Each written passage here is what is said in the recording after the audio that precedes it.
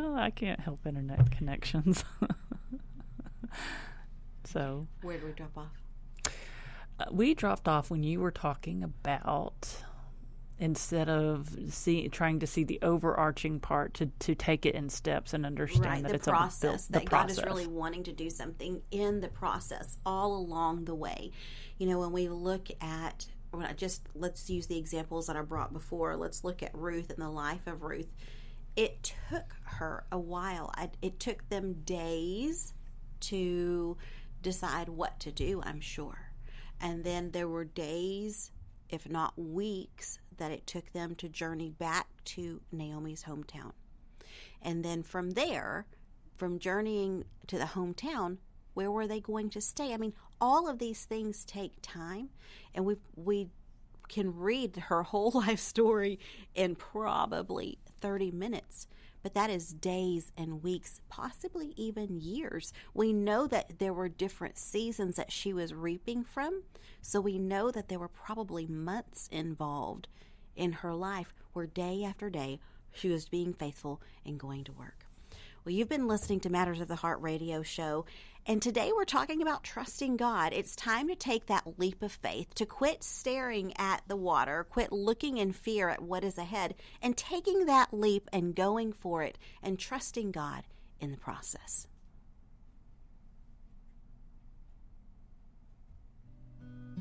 You're listening to Matters of the Heart radio with your host, Miss Wendy. We'd love to hear from you today. You can chat with us by clicking on the chat icon in the player located on mattersoftheheartradio.org, or you can also reach out to us on our Facebook page at Matters of the Heart Radio. Now, here's your host, Miss Wendy. Hello and welcome to Matters of the Heart radio show with me, your host, Wendy Torres. Today we are picking up where we left off, talking about trusting God. Are you at that point in your life where it is time to take the next step? And maybe the next step doesn't even seem like a step. It really feels like a leap of faith. Without faith, it is impossible to please God. And I really believe that we want to please Him. Therefore, in our desire to please Him, we must understand that faith is required. It's not optional, it's required. And today, I believe that God is asking me and you, will you trust me? Will you trust me in where I lead you? Even if it doesn't look or turn out the way that you may think it should. Even if it doesn't look reasonable. Will you trust me? I can think of people who've taken remarkable steps of faith. I can think of times that I've taken missionary trips, and it made no sense to take these missionary trips, but so much good came out of it. What has God called you to do, to take leaps of faith with? And you do, and you see God's hand at work. Sometimes when we take these leaps of faith, we really want every answer laid out for us perfectly. And we want to know that everything is okay. And you know what we're usually looking for? We're usually looking for God to tell us that it's going to be easy, fruitful really fast, and a lot of fun. And the reality is that as He's working in our lives and refining our character and transforming us more into the image of His Son, it usually doesn't happen that way. And that's just the truth. It's the day after day, learning to be faithful, cultivating the fruit of the Spirit, being in difficult situations where you learn to exercise that patience and self-control. There are so many things that God is doing all along the way. And I really believe that the secret to success in trusting God with your destination, with your destiny, is trusting Him one day at a time. 1 hour at a time, choosing to put your focus on Him. And what may delight Him every hour will usually lead to a lifetime of delight and a lifetime of satisfaction. And that takes, I think at some points, takes a lot of energy. It takes a lot of spiritual energy. It does. And persevering like that. Absolutely. It really does. It takes a lot of discipline because it's easy to be lazy. It's easy to just want things to fall into our lap and not really want to put the effort in. But one thing I've learned in my 40-something years of living, we won't say how many because my birthday's this week,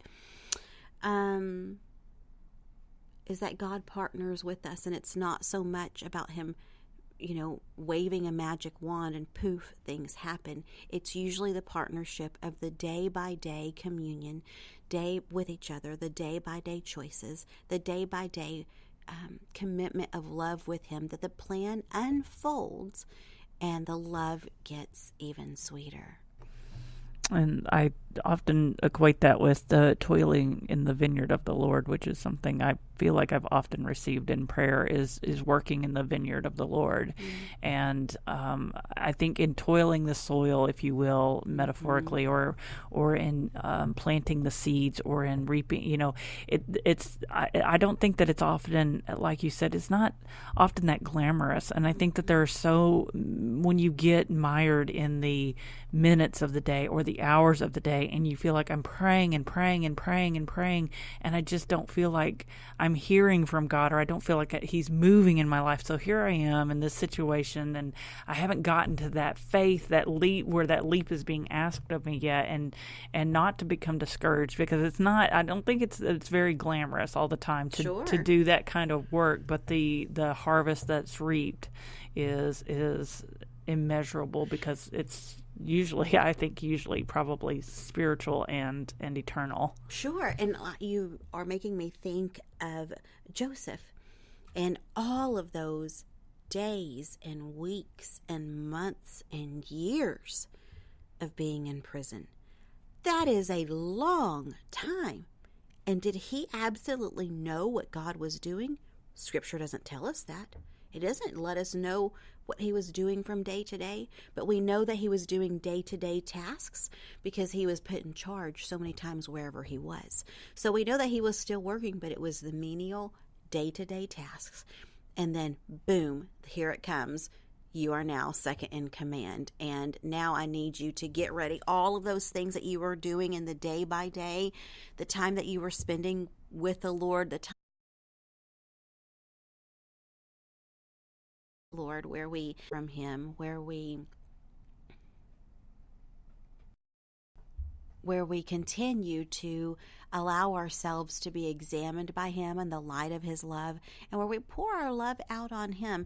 And, even with the healthiest of marriages, it is a give and take every day, a give and take.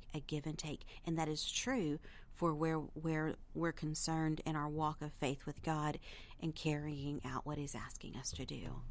Something that occurred to me as you were speaking is that in doing the day-to-day grind that is neither glamorous nor very fun, the thought that I had is that the opportunity that God's going to give to you is the time before that is a time of preparation, mm-hmm.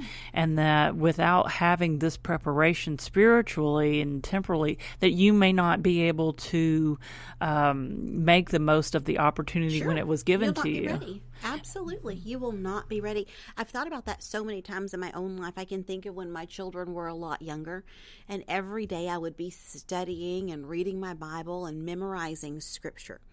And I really took it to heart to memorize scripture because I wanted to hide it in my heart so much. Little did I know then, and I mean little did I know then, that I'd be running a business, hosting a radio show, taking care of people on very intimate, deep levels as their counselor. There's not time for me to go get a Bible and say, let me see, where can I find this topic? Let me grab a concordance. Let me look this up. Absolutely not. It needed to be already so ingrained in my heart. And I could see how God was taking those years of studying and memorizing the Word, studying the Word, and bringing it about so that when the opportunity came, I was able to apply it to people's lives as needed. And it was already there. Preparation always when preparation meets opportunity, destiny happens. But if we're not cultivating, and some will say, well, I don't know what to do, I don't know how to prepare, the answer is really easier than what we think. The way that we prepare is by being intimate with God. The way that we prepare is by seeking him, not his hand per se, but seeking him, getting to know him, understanding him, and allowing our hearts to be tender and moldable before him. And a word that I had received once, it was a personal word given to me of prophecy or a word of knowledge, I guess, however you want to